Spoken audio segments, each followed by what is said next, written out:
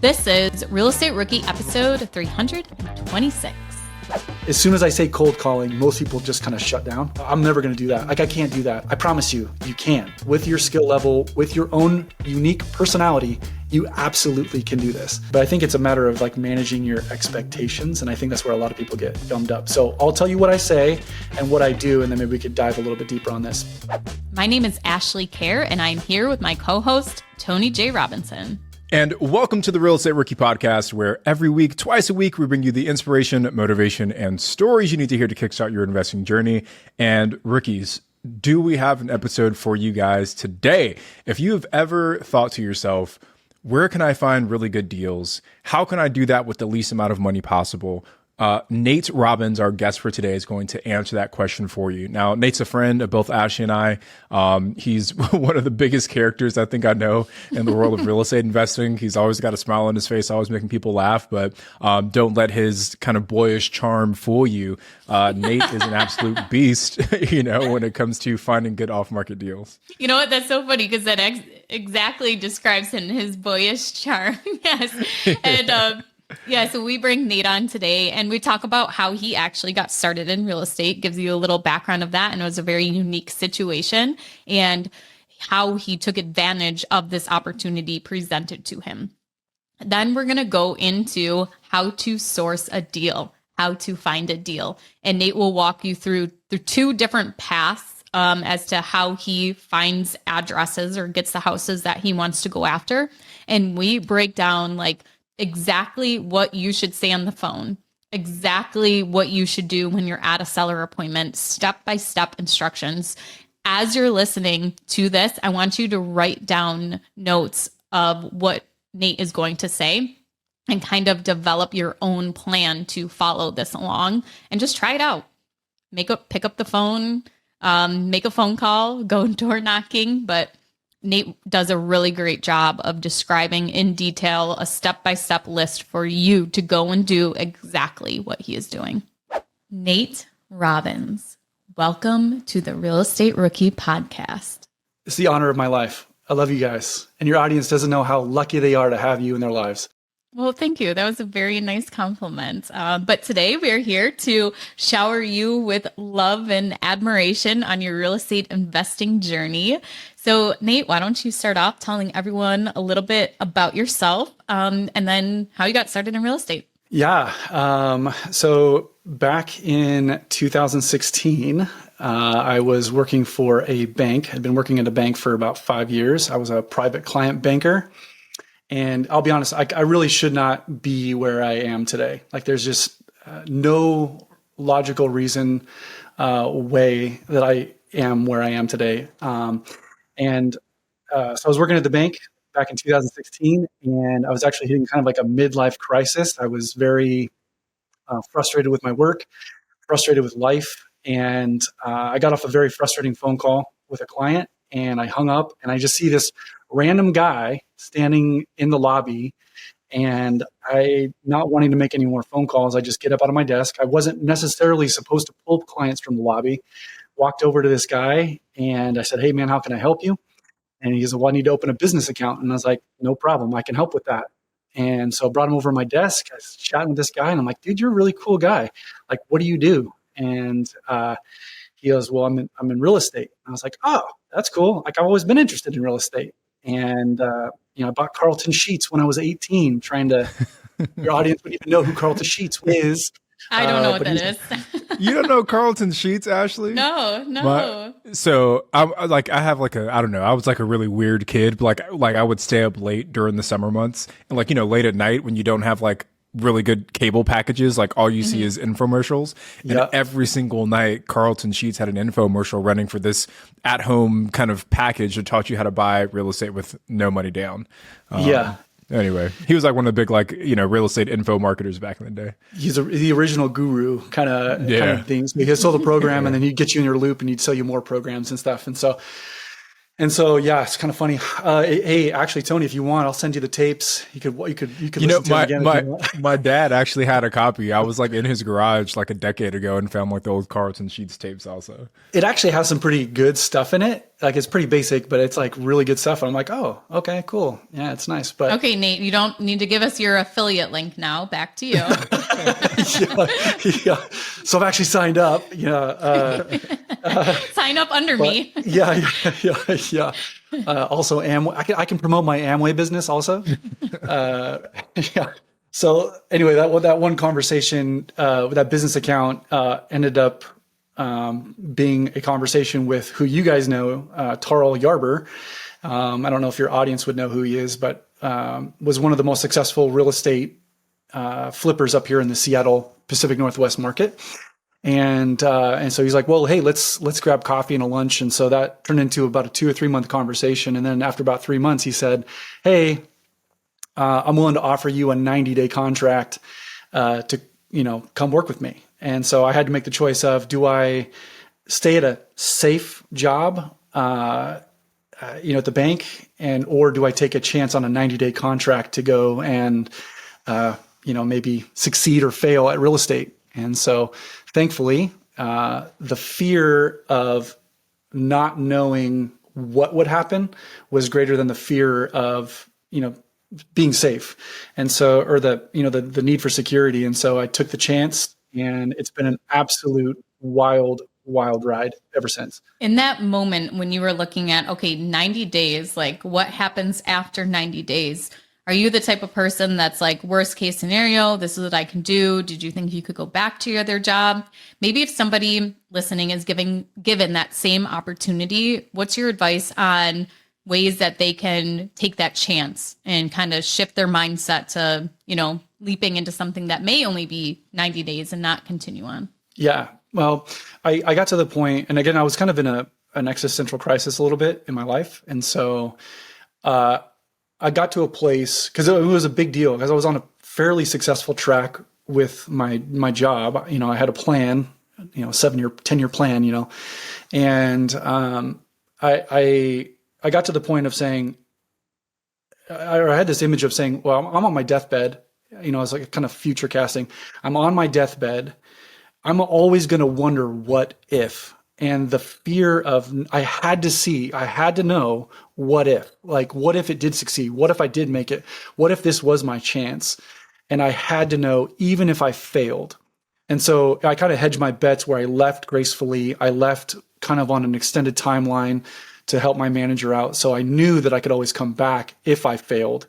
But I had to know. And so I think sometimes it's like, it's easy to play it safe, but on your deathbed, when you're dying and you're about to take your last breath, are you going to be glad you took the chance, or are you going to be glad you played it safe? And I think most people, and I'm sure you guys see a lot of these same motivational things. Most people on their deathbed, when they interview these people on their last moments, it's not taking the chance. It's not taking the risk and taking the opportunity. And so for me, I had to see what happened down this path. And I would encourage other people too. It's like, man, take the chance, see what happens. Nate, I just want to ask, like you're talking about taking this chance, but you worked in a bank, but were you like in the mortgage department? Like, did you have any type of real estate experience, prior taking this big bet on yourself, I guess? No, none. So why would Tarl want you? Like, what were the things that you thought, like, what did he see? I mean, besides how handsome you are, what are some other qualities that he looked for? Have you seen this hair? I was just about to say, man, and how perfectly coiffed that hair is. Yeah. It's almost as good as yours, Tony. It's almost as good. I think obviously I have a real hard time talking to people. I don't have any kind of personality, and I stutter a lot. So, those were some of the hindrances I had. But I think, I owe a lot to Tarl for where I am at today. And I think what he saw, and he's very good at this as well, when he sees potential in somebody, he's really open to taking a chance on that person. And so I think it was probably pretty obvious that I was miserable. And I think, from what our conversations together, he saw somebody that was really miserable, had a lot more potential, and was stuck in a place that, wasn't that great for him. And so Tarl saw that in me. And I think just doing what I do, because my strong suit really is building relationships with people. It's communicating, it's getting to know somebody, it's building rapport. And so my job within the bank was as a private client banker. So I was dealing with high net worth clients. I had no real estate background. I really didn't have anything as far as real estate was concerned to bring to the table. But my personality, my uh, ability to communicate and talk to people, that really, I think, is what kind of opened the door for me to work with Tarl. Yeah, Nate, I want to go back really quickly to something that you mentioned about the whole laying on your deathbed thing. And I think there's a lot of value, and you use the phrase future casting in that way. And there's a book I'm reading right now. It's called The Good Life, and it's by two doctors, Robert Waldinger and Mark Schultz. But it was this longitudinal study where they followed like hundreds of people over multiple decades, from the time they were like 18 until they were like in their 80s and they passed away. And they even followed on with their kids and their grandchildren. So just like crazy amount of data. And it just goes into like, hey, what are the key factors of actually living a good life based on this really long, comprehensive study? And a lot of it was kind of tied into what you said about taking some of those risks and kind of surrounding yourself with people that you really get energy from, as opposed to being in an environment where you've got a bunch of energy vampires that are kind of pulling life out of you. So I just want to plug that book. I'm like 30% through it. I've already really enjoyed it. But The Good Life by Robert Waldinger and Mark Schultz, if you guys are looking for a good read on that. Yeah, I think you bring up a very interesting point that I'm still learning. And I think there's at least in my life, there's a tipping point where I'll be in a situation, or I'll be in a job, not a job anymore, but I'll be in a situation where it no longer feels life-giving. It's like a energy drain on me. And I think it's very challenging to want to pursue safety and security over having like the integrity to say, hey, this is no longer really helping me. It's killing me, and trying to make active changes. Because I mean, the reality is we're not trees. We can move, we can make changes, and we can make those things, right? So, when you realize that those things are starting to happen to you, maybe it's a relationship, maybe it's a job, maybe it's something, you have the ability to make changes to improve that situation and find that vein of, hey, this is giving me life. This is now exciting.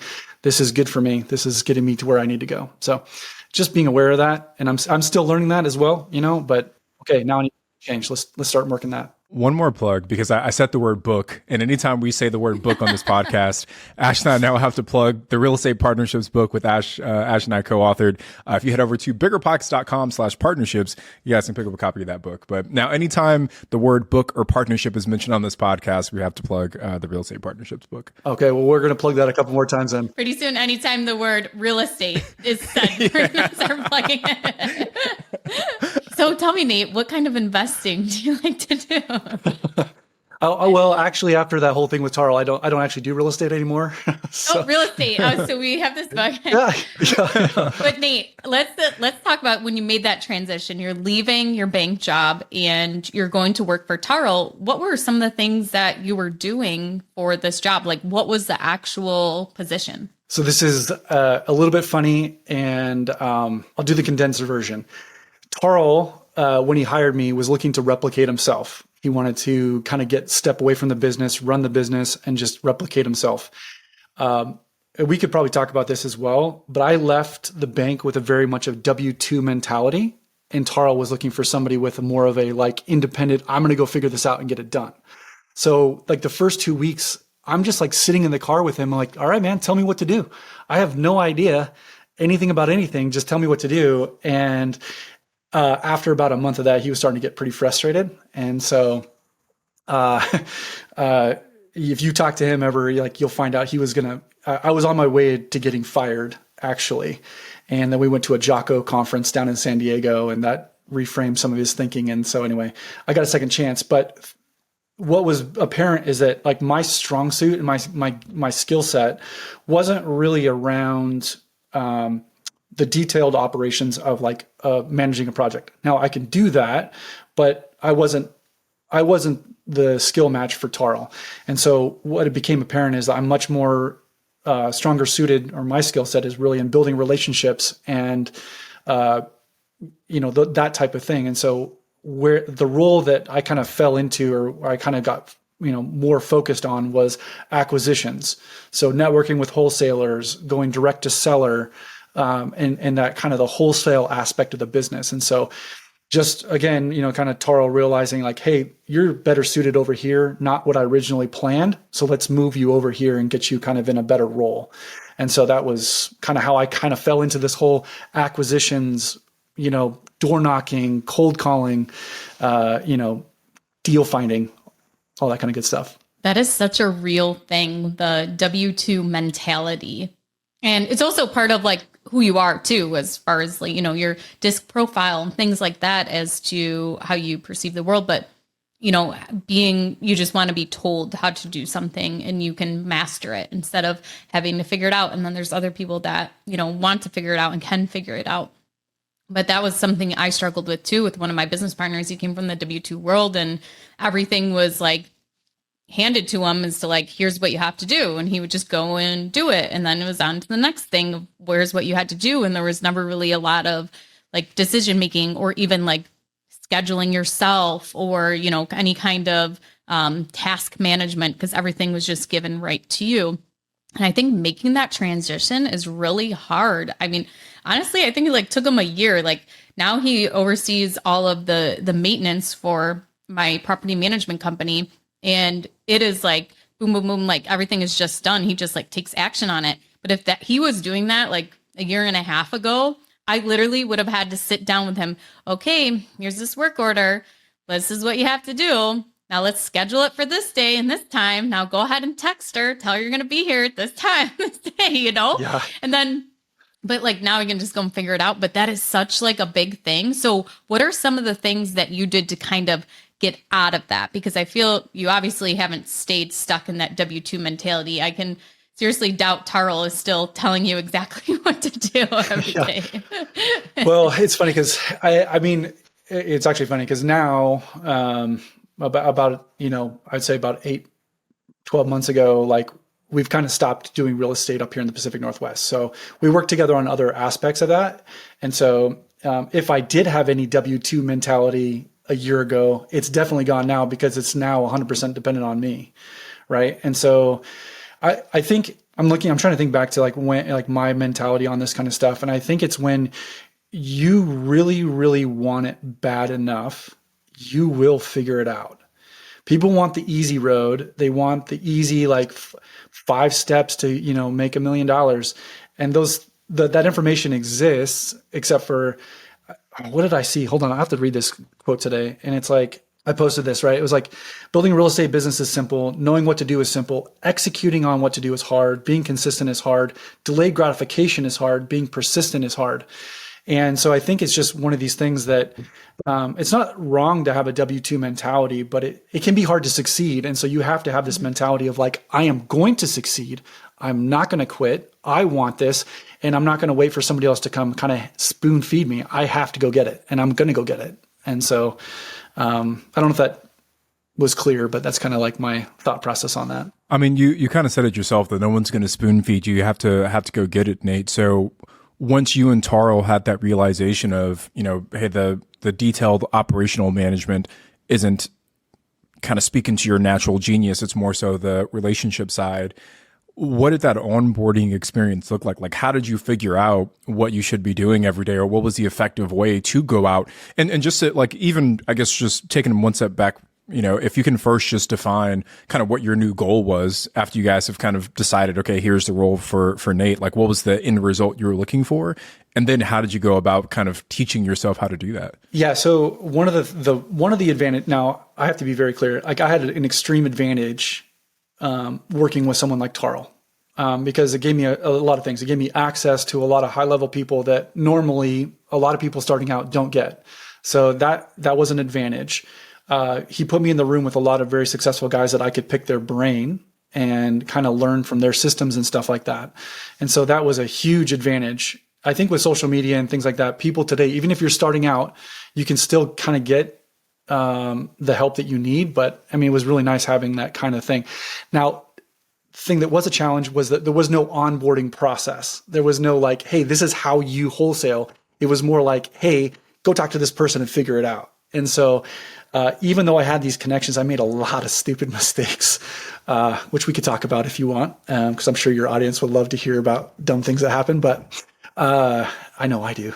I would love to hear about like what that process has turned into for you, because that was like part of, you know, a lot of value that you bring, and you've helped me a ton with this is, you know, how to actually talk to people to sell their property and what those kind of processes are. So do you want to start from like the very beginning of like how you're even finding a house, how you're then finding the seller, and kind of go from there? Well, first off, Tony, did I answer your question? Did I get to that? Yeah. Okay. I think the only other thing I'd add is just like the goal of what it is, right? Like Tarl brought you in because he had a business of flipping homes.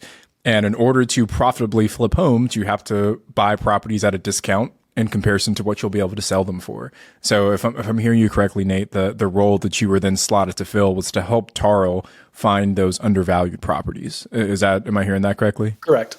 And that came through, it could be a number of different ways, like networking with other wholesalers, myself doing that, agents. It was just like, I just need to bring in, I think it was about 2 to 3 deals a month is what I needed to bring into the business. Okay. Let's start with that of like, how are you even finding the deals you're bringing them in? Like, I want to create a step-by-step process so everyone listening can go ahead and write this down, make their own little checklist, and kind of do exactly what you do, because you are so great at it. So first thing, how to find houses. Go ahead. Yeah. Well, thank you for that kind word. I will say there's two tracks, right? There's the people, and we could go deep on this if you want, because this is where I'm probably most passionate about. You have the people that don't have a lot of disposable income, and they're going to have to, you know, bootstrap it, and they're just going to have to get after it until they can make some additional income. And so like on that vein, so we have like I have to just get after it because I don't have a lot of capital to invest. One thing I would say, there's a couple of things that I would say. Number one is I would download the Driving for Dollars app. And I would, if people aren't familiar with Driving for Dollars, it's basically where you drive around neighborhoods and you're looking for dilapidated houses, tarps on the roof, boarded up windows, overgrown lawns, vacant houses, missing power meters, you know, things like that. And so if you don't have a lot of money to invest, and there's other apps that can do this, I just prefer, because I'm friends with Tucker Merrihew. I don't get any kickbacks from this, although Tucker, you should sponsor me. But I would download the Driving for Dollars app, and then over a weekend, I would drive around median price houses in a neighborhood that you're relatively familiar with, or a town or a city you're familiar with. And I would drive up and down every single street, and I would create a list of at least 1,000 houses over a weekend. And so if you live in a place like Portland, you could do that in a couple hours. So what are you looking for when you're looking at these properties? Like, what was some of your kind of criteria? So like I kind of mentioned before, like if the house is vacant, if you got boards on the windows, if you got tarps on the roof, if it's overgrown and with like a bunch of vacant, nasty cars in the thing, any signs of distress, really. With this one, I mean, sometimes you can be a little bit liberal on it. You just have no idea who's willing to have a conversation. But any signs of distress, pro tip, actually drive down the alleys. Like, I don't know in most cities, but like ours, we have kind of back alleys that drive, between 2 streets of houses. Sometimes that gives you a different perspective where the house looks good on the front and you go down the alley and all of a sudden there's this is absolutely really bad. So you can mark the house down. But any signs of distress, like just mark it down. And so like what the Driving for Dollars app will allow you to do is you can just drive with the map open or the app open. You can drop a pin on the house and you can just kind of track your progress on what streets you're going up and down. And I would just continue to build that list. Ideally, you want to build that list to 5, 7, 10,000, depending on your market and depending on how hard you want to go. Just one clarifying question. So, Nate, I want to give some context to the rookies that are listening, because you just said you want to get this list to not 500, but 5 or 10,000. First, how much time do you think it would take for someone to get to a list of that size, driving for dollars? Just like cumulatively, how much time would they have to spend driving? And then why does the list need to be so big? Because I think some people have this misconception around, the volume that you need to be able to source markets off deal. So how much time and why that volume? So I would say a couple of things on that. Number one, you don't have to have 5 to 10,000 to start. If you were a brand new person, if one of your listeners is a brand new person, they sat in front of me and they're like, I want to get my very first deal. I would say, download this app and then go create a list of 200. Start with 200 and tell me your top 20 worst houses that you found that are vacant. For sure, there's nobody in there and they're really, really bad. And so I would start, you don't have to have that number, but if you're going to build a business and actually grow this to continually source off market stuff, basically you want a larger list. And the reason you want that is, and I've seen this a lot with a lot of newer people, is that they'll find 100 houses and they'll market to that, but they won't get any calls. Well, your section of people it's too small, and you just need a larger group to actually try and generate consistent leads. And so if you have 5, 6, 10,000 houses that you're marketing to, well, then the deals will start. You're going to get more deals that way, essentially. And I think just one thing to call out is that sellers' timelines don't always match with when you're marketing to them. And this is like, I kid you guys not. When I first started investing in real estate back in 2000 I think it was summer of 2019, I sent out a bunch of mailers to Shreveport, Louisiana, where I was investing at the time. I got a call last week from someone on one of those mailers, and he said, hey, I wasn't ready to sell when I got your mailer, but I'm ready to sell today. That was almost, 4.5, 5 years ago that I sent those mailers out, and someone's calling me today. So I think it just goes to show that you've got to start planting those seeds, and then over time, they all start to kind of sprout up. Tony, are we going to have another story about another house in Louisiana? No, I didn't even call him back. I'm not going back there. Give me the lead. I'll deal with it. I got you. Yeah. Give it to Nate. We'll sell it.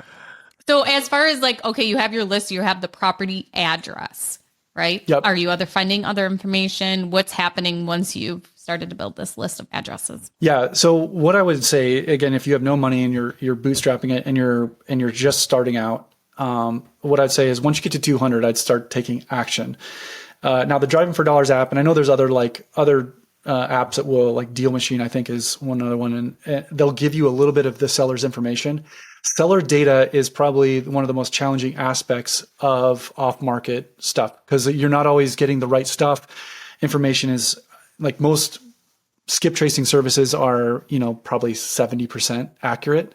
And so I probably spend a little bit too much on this, but I have 3 other programs that I pay every month to have access to. And so, so these would be the ones I use. And you don't have to spend all this money on these, but if you're going to do this long term, you might be worth it. I have White Pages, and I think that's like $60 a quarter, so like $20 a month, I think. REI Skip, you pay per skip on that one, so you put in like $50, and that'll last you until you're done. Nate, what's a skip? Oh, yeah. You pay per skip. What's a skip? Oh, good question. So basically, White Page. Let me give you this, and I'll explain all that. So I've used White Pages, REI Skip, and People Finder Pro, and then Driving for Dollars. And so what this does is this allows you to look up the homeowner's information and get a bunch of emails, phone numbers, and potentially mailing addresses. And so between the Driving for Dollars app, White Pages, REI Skip, and People Finder Pro, I generally can find a phone number for the seller. And so what if you were, again, sitting in front of me, I'd say once you have a list of 200, you have your top 20 worst ones. I would not think about it too much. Look up, even get a piece of paper out, write it down, your seller leads, write down all their address or their phone numbers, and then just pick up the phone and you call. So you mentioned a few pieces of software, but you didn't mention PropStream, which I feel is like a super popular one for a lot of wholesalers that I know. Is there a reason why you're not using that software? I use PropStream when I'm like pulling lists and stuff like that. Mm-hmm. So I do use PropStream. There's nothing against it. It's just, for the initial find on things like, I have nothing against PropStream. I use them. This is just kind of like how I kind of like started, and I've just kind of got stuck in my ways. And so this is not the only way. This is not the only way. Okay, so now you've got your list. So you gave us the example of driving for dollars and actually looking at the properties. But then you mentioned sometimes you do use PropStream to actually pull lists without doing the driving for dollars. So when you go into PropStream, they have the filters. So what are some of the filters that you are using to kind of find the properties for you? Okay, so this, I think, if I were to break this down in my mind, and maybe for your listeners, I would say that if you have a little bit of money to invest in pulling a list and hiring a professional company, then I might use PropStream. And then there's two thoughts within this. One, you can just try and get the cream of the crop off the top of a market, and then you can really dive in deep and then try and stack your lists. And so what that means is if you find multiple pain points on a property, that's going to give you a better chance of maybe having a conversation or maybe having them want to sell. So what do I mean by that? I mean that, like, if you have a house that's vacant, it's out of state owned, they have a code violation, and they're tax delinquent. All right. Let's imagine those are all the problems, and you can filter for that on PropStream. Basically, that seems like a great motivation for somebody that doesn't live there. It's vacant. It's got problems. It's got taxes backing up. That seems like it'd be a great motivation. So you can spend the money to then like pull these lists, stack them together, and then you can call them. And that's going to cost you a little bit of money. Or if you want to do, like, I'm doing some general marketing, trying to see if I can pull some easy stuff off the top of a market. So I'm actually just starting this down in Arizona. Is I just pulled a tired landlord list, right? Like, so right now, just with everything, I just pulled a list, and that's an actual subtitle on PropStream. And so you can just go down from like the suggested list.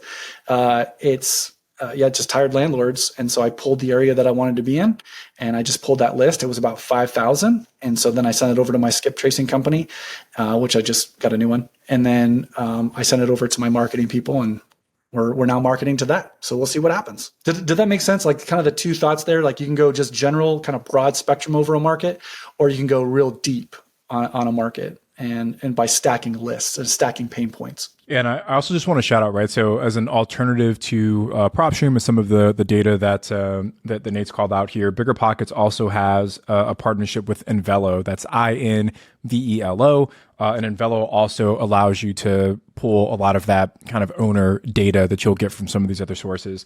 As a pro member, you get a $50 credit. So if you are already a pro member, go and spend that $50. And if you're not a pro member, you can sign up at biggerpockets.com/pro. Sweet. So Nate, okay, you have your list created. You went and you either were driving for dollars and got some addresses, or you were going on your software and looking up properties. So now that you have your lists together of addresses, and now you've used your tools like Weight Pages, things like that, to find the phone numbers of the people who may own this property. When you make the call, what do you say? Ooh. Now, again, I'm going to preface this with saying I'm very comfortable doing this. When I was a kid, just to give you a backstory, like, it's funny how things kind of come full circle. I mowed lawns to make a living and to make money, my junior high and high school days. And so I would literally door knock people and go do this. So I'm like, here I'm door knocking again. It's like I can't get away from it. So this is something that I'm very comfortable doing, and something that I think everybody can do, but I think it's a matter of like managing your expectations. And I think that's where a lot of people get gummed up. So I'll tell you what I say and what I do, and then maybe we could dive a little bit deeper on this, because as soon as I say cold calling, most people just kind of shut down, or door knocking, shut down. Oh, I'm never going to do that. Like, I can't do that. I promise you, you can. And with your skill set, with your skill level, with your own unique personality, you absolutely can do this. Real quick, part of the reason we are doing this episode today is because Nate flew out to Buffalo to visit me, and we're driving from getting chai teas, and he sees a house with papers in the window, like, it might be vacant, whatever. Signs. Pulls it up, finds a relative of the person that died in that house, and they're like 5 minutes from my house. And he's like, I'm going to drive over there and knock on their door, see if they want to sell it. And I was like, okay, you and Daryl go. I'm just staying here. Like, I don't want to go do that. That like makes me scared and nervous. So part of this episode that we're having is for me to become better at cold calling, cold knocking. Yeah, cool. Or knocking. If next time I come out, you'll come with. I'll have to do it. Yeah, he'll wait in the car and make me go. And she was the nicest lady. So I think honestly, and we could talk about some resources and books that'll help people with this, but I keep it very, very simple. So when I'm cold calling, and we could role play, who wants to role play? Go ahead, Tony. Yeah, I'll be the landlord here. Okay, cool. So let me just preface this and say that the only objective that I have for this very first call is going to be, are you open to an offer? That's the only thing I need to figure out. One of the pitfalls that I see with people is that sometimes they'll see a vacant house and they'll begin to fantasize about how amazing this house is, all the money that I'm going to make and then they find out that they're not even going to wanting to sell, that you can't find a good working number. And so you begin to get way down the road. All you need to do for this very first conversation is just figure out, are you open to an offer? All right. So this is how the conversation would go. And then we can kind of break it down. So ring, ring. Hello. Hi. Is Tony there? Yeah. Who is this? Tony, hey. Yeah, my name is Nate Robbins. I'm really sorry to call you out of the blue like this. The reason for the call is I'm in the process of trying to buy a house here in Tacoma, and I noticed your house over on Main Street. It is probably a long shot, but Look, I get calls like this all day. How did you get my phone number? you know what, Tony, I totally get that. I'm sorry, it is kind of a random call like this. So basically, I drove by your house over on Main Street. Homeowner information is public record. I use a program called White Pages. It was actually a book when I was a kid. And I just looked up your own information and thought I'd give you a call. I'm kind of old school like that. I'd rather talk to you face to face versus just sending you a letter. And so I don't know. I'm just curious if there's any chance you might be open to considering an offer on the house. Well, I get calls like this all day, Nate. So what's your number? That's a great question. Well, Tony, I've only ever driven past the house one time. And I'm assuming you're probably like me. I've been on the receiving end of lowball offers, and lowball offers are very offensive to me, and I don't want to do that to you. And so I don't actually have enough information to really make you a fair offer. So it sounds like you might be open to actually looking at an offer if it was a fair price. Yeah, I think I'd be open to that. Okay. Yeah, great. Well, how I make sure, I'd like to ask you a couple quick questions right now, if I can have 30 seconds. And then what I'd really like to do is then find a time to actually walk the property. I'd love to actually meet you in person so you know I'm a real person. But, would it be possible to walk it maybe this Friday? Are you going to be around? Yeah. All right. That's pretty good, Nate. I feel like I threw some curveballs at you, man, and you handled those pretty well. Yeah. Well, I've done this before. Yeah. I mean, I feel like because I've done a very, very few cold calls before trying to source my own deals. And it's always who are you? How'd you get my number? I don't want a low ball offer. The property's perfect, but you've kind of got a way to handle all of those objections, it sounds like. So I don't know if there's a best way to do this. I have a couple of things I could give your audience. Number one, I can give you my script, which is I'm happy to do. And then I also have a worksheet that has there's 6 objections you're going to encounter if you cold call or door knock. And one of those is, how'd you get my number? What's your offer? There's some basic ones you're going to come in contact quite a bit. Okay. Yeah, Nate, we can put those into the show notes. It'll be at biggerpockets.com/blog/rookie-326. Or you can also send Nate a DM on Instagram, and I'm sure you gave him your phone number and your address so he can cold call you. He would definitely give you a script. Yeah. Well, before we go too far on this, I would say you might get a seller that's like Tony. They'll just immediately what are you doing? Or you are going to get people that are getting a lot of calls or getting a lot of mail. You will do that. Most people, however, if you're normal on the phone, are very normal. And so there's a couple key things. Number one, again, managing your expectations. I'm only there to see if you're open to an offer. If not, no big deal. And this goes back to our original point of saying why do you have 5,000 houses on your list? Well, or even if you have 500, right?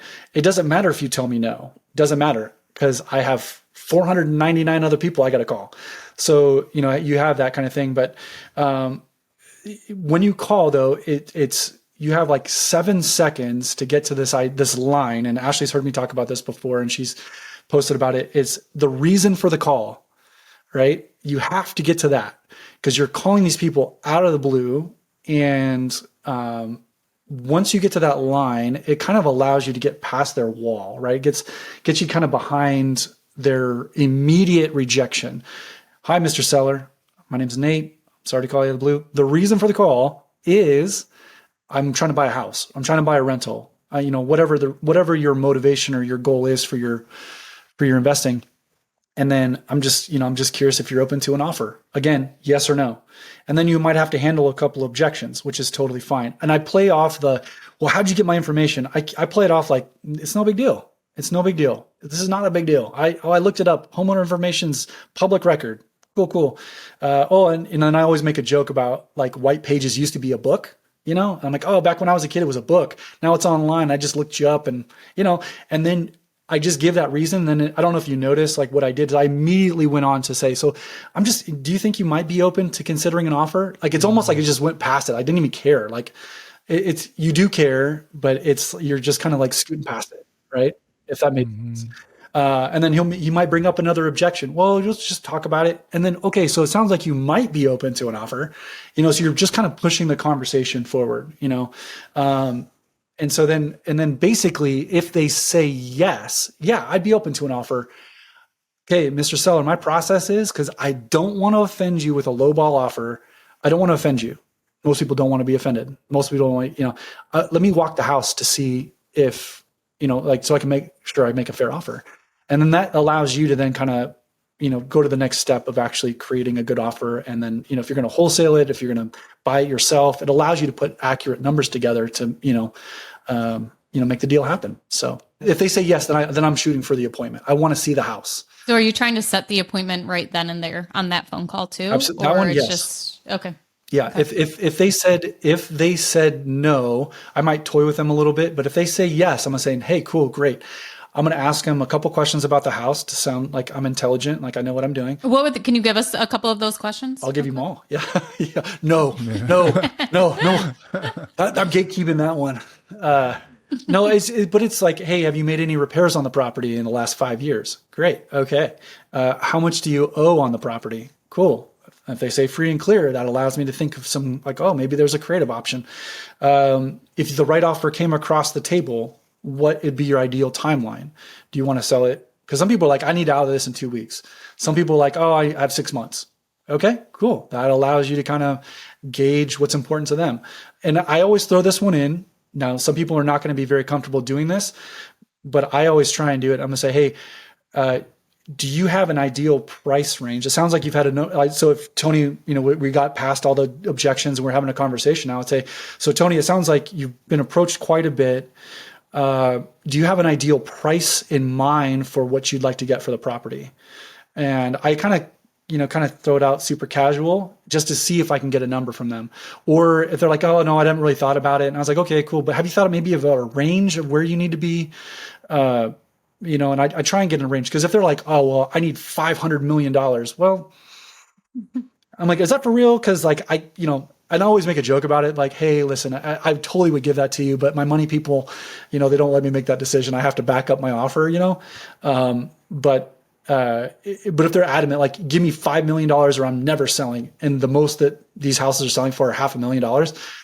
Okay. Hey, Mr. Seller, we're probably not on the same page. I'd love to put a real offer together if you're serious, but if you're really stuck at 5 million, I'm not going to be the guy for you. And sometimes you can break past that by just saying that, but sometimes it's like, that's the number. They're so sick of people reaching out. Okay. Thank you for your time. Have a good day. And I move on. Nate, so once you kind of go through the conversation and say you find, I guess first, let me just ask one clarifying question. How many conversations do you typically need to have to book one appointment? Do you have like a ballpark that people? Yes. Great question. And this is, again, like kind of even setting expectations in your mind.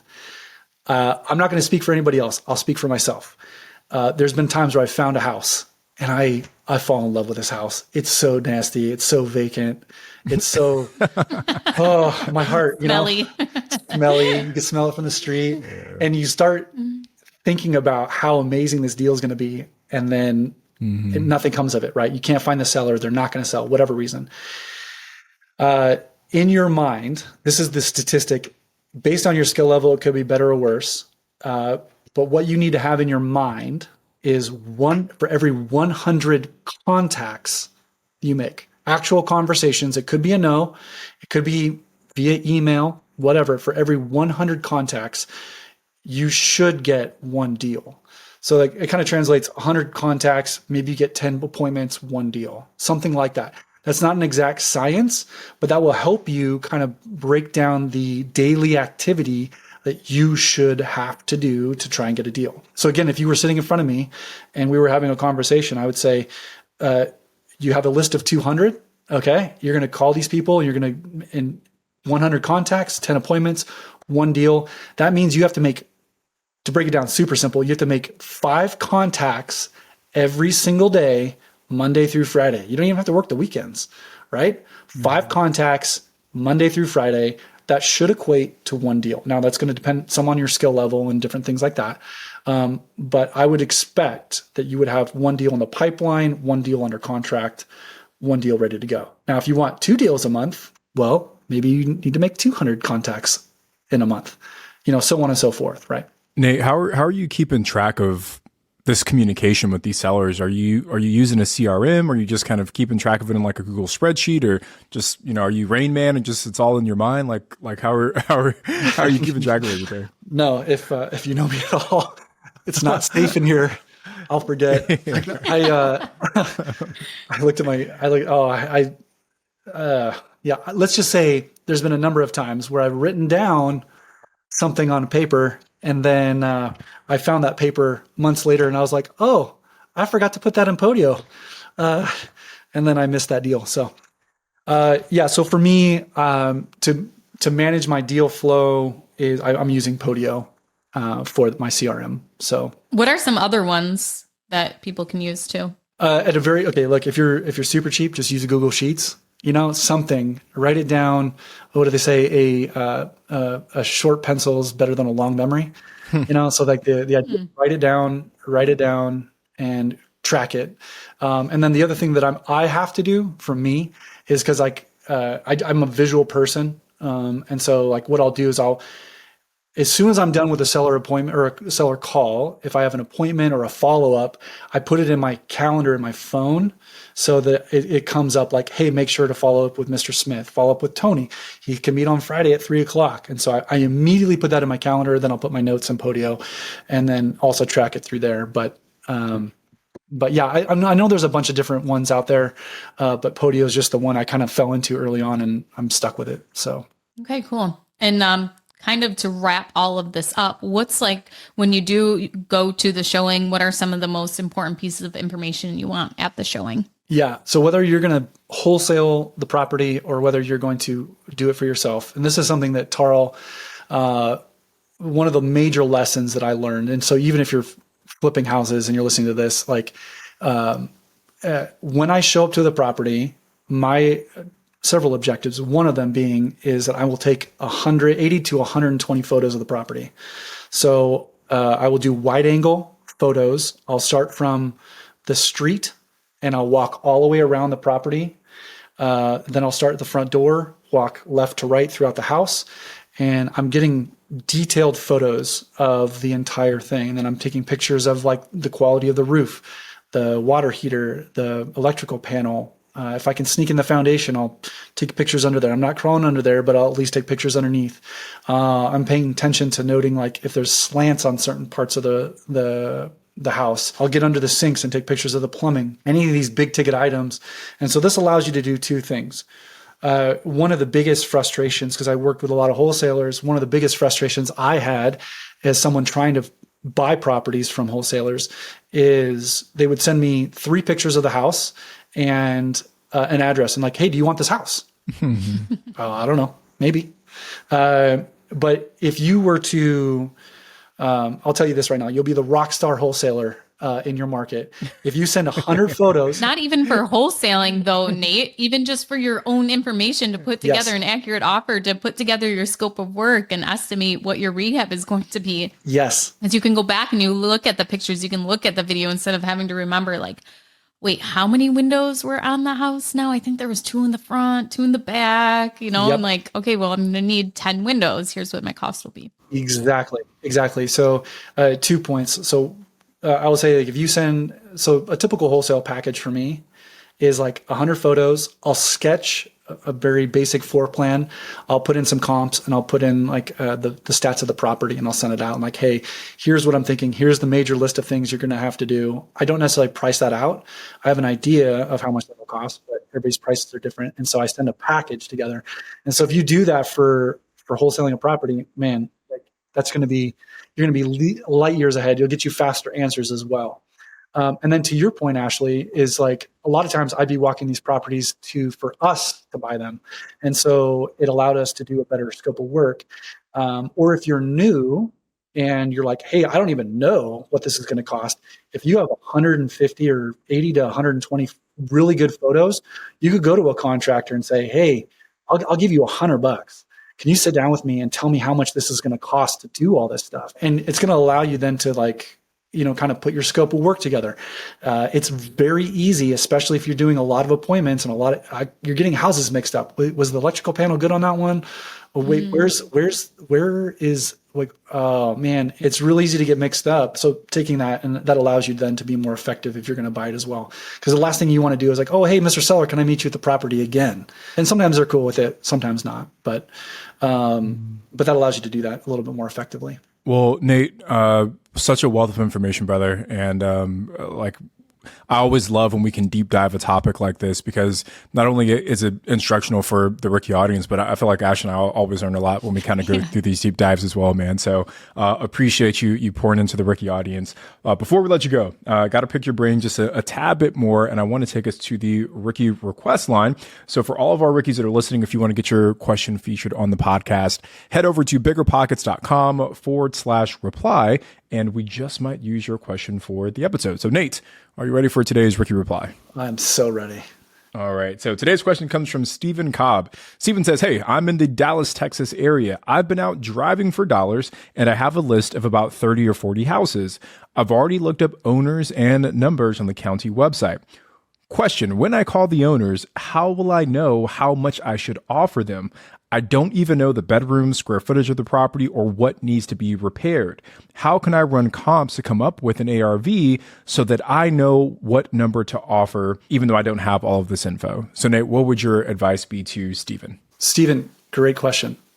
Two things. One, drive for dollars more, get a bigger list. Two, to answer your question, this is why I always set the appointment.